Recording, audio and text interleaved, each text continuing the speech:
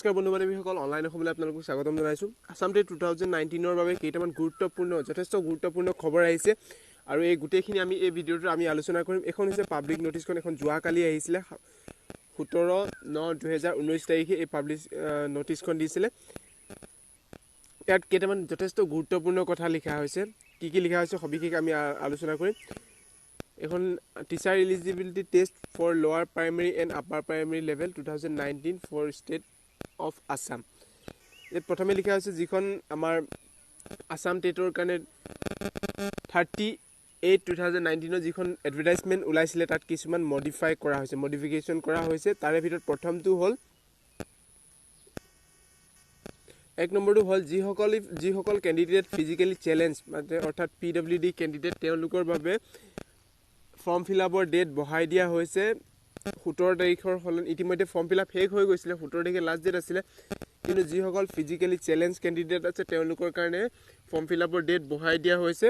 18 তাৰিখ বন্ধ থাকিব 19 তাৰিখৰ পৰা আকৌ 27 তাৰিখলৈকে অৰ্থাৎ লাষ্ট ডেট হ'ব ফিজিক্যালি চ্যালেঞ্জ ক্যান্ডিডেট সকলৰ ফৰ্ম ফিলআপৰ লাষ্ট ডেট হ'ব 27 তাৰিখলৈকে 19 তাৰিখৰ পৰা আকৌ আৰম্ভ হ'ব 27 তাৰিখলৈকে এটো যথেষ্ট গুৰুত্বপূৰ্ণ খবৰ আৰু এটা কথা আৰু যিসকলে এই ফিজিক্যালি চ্যালেঞ্জ যিসকল ক্যান্ডিডেটে আগতে এপ্লাই কৰিলে তেওঁলোকৰ যদি কিবা এডিট কৰিব আছে এই সময়টো অৰ্থাৎ 19 ছেপ্টেম্বৰৰ পৰা 27 ছেপ্টেম্বৰৰ ভিতৰত তেওঁলোকৰ যদি কিবা হালসলনি অৰ্থাৎ এডিট কৰিব আছে তেনেহলে এডিট কৰিব পাৰিব তাৰ পিছত আহিলে 2 নম্বৰ কথাটো যথেষ্ট গুৰুত্বপূৰ্ণ কথা এটো আহিলে D.El.Ed বা B.Ed ৰ সন্দৰ্ভত যিসকল ক্যান্ডিডেটে ফৰ্ম ফিলআপ কৰাৰ সময়ত D.El.Ed বা B.Ed ৰ কোৰ্সটো পাৰ্সুইং বুলি দিছিলে তেওঁলোকৰ কাৰণে এই খবৰটো তেওঁলোকে অহা 19 আৰু 17 ছেপ্টেম্বৰৰ ভিতৰত কিছুমান বস্তু আপলোড কৰিব এপ্লিকেশন ফৰ্মখনত কিছুমান বস্তু আপলোড কৰিব লাগিব তাৰে ভিতৰত কি আপলোড কৰিব সেই বিষয় দিছে এক নম্বৰ দিছে ডেট অফ এডমিশন ইন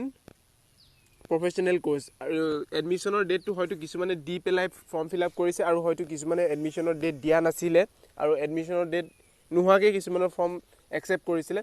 তো এতিয়া এই 19 ৰ পৰা 27 তাৰিখৰ ভিতৰত তেওঁলোকে সেই এডমিশনৰ ডেটটো দিব লাগিব এক নম্বৰ আৰু 2 নম্বৰ দিব লাগিব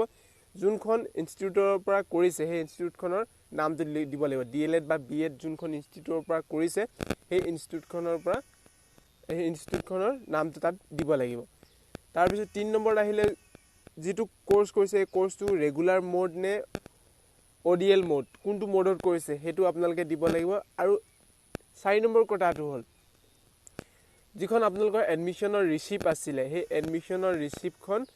আপোনালোকে আপলোড কৰিব লাগিব এটো যথেষ্ট গুৰুত্বপূৰ্ণ খবৰ দিছে কিন্তু ইয়াৰ আগলৈকে কোনো ধৰণৰ ডকুমেন্টছ আপলোডৰ কথা প্ৰসেস নাছিল কিন্তু এতিয়া আপোনালোকে এই এডমিশনৰ ৰিসিপ্টখন যিখন ইনষ্টিটিউটৰ পৰা কৰিছে তাত সিল হৈতে আপোনালোকে এডমিশনৰ ৰিসিপ্টখন আপলোড কৰিব লাগিব এটো এটা বেয়া খবৰ বুলিয়ে ক'ব লাগিব কাৰণ D.El.Ed নোহোৱাকেও বহুতো ক্যান্ডিডেটে এপ্লাই কৰিছিল তো তেওঁলোকৰ কাৰণে এটা যথেষ্ট বেয়া খবৰ তাৰ পিছত দিছে যিসকল ক্যান্ডিডেটে এই ডকুমেন্ট আৰু ইনফৰমেশন সমূহ আপলোড নকৰে তেওঁলোকৰ ফৰ্ম সমূহ ৰিজেক্ট কৰা হ'ব তাৰ পিছত ফৰ্মৰ নামত যেটো ফিস লোৱা হৈছিল সেই ফিসটো ৰিফান্ড কৰা হ'ব অৰ্থাৎ যিসকলৰ ফৰ্ম ৰিজেক্ট হ'ব তেওঁলোকৰ ফিসটো ৰিফান্ড কৰা হ'ব বুলি ইয়াত ঘোষণা কৰিছে তাৰ পিছত 3 নম্বৰ খবৰটো হ'ল যেটো এক্সাম ডেট আছিল এই এক্সাম ডেটটো বহাই দিয়া হৈছে আৰু এক্সাম ডেট এতিয়া নতুন ডেট হ'ব এক্সাম অনুষ্ঠিত হ'ব 10 নৱেম্বৰত অনুষ্ঠিত হ'ব তাৰ পিছত আহিলে বয়সৰ কথাটো ইয়াত দিছে বয়সৰ কথা চৰকাৰী চাকৰিৰ কাৰণে যিখিনি বয়সৰ উচ্চ সীমা নিম্ন সীমা যিখিনি বয়সৰ লিমিট আছে সেই লিমিটখিনি ইয়াত প্ৰযোজ্য হ'ব তাৰ পিছত শেষৰ কথাটো দিছে যদি কোনোবাই মিছা ডকুমেন্ট বা মিছা ইনফৰমেশন দি পেলাই ফৰ্মখন আপলোড কৰে বা ফেক আপলোড কৰে তেতিয়া সেই ক্যান্ডিডেট জনৰ যিখন টেট কোৱালিফাই কৰিলেও সেই টেট চাকৰি সময়ত হলেও সেই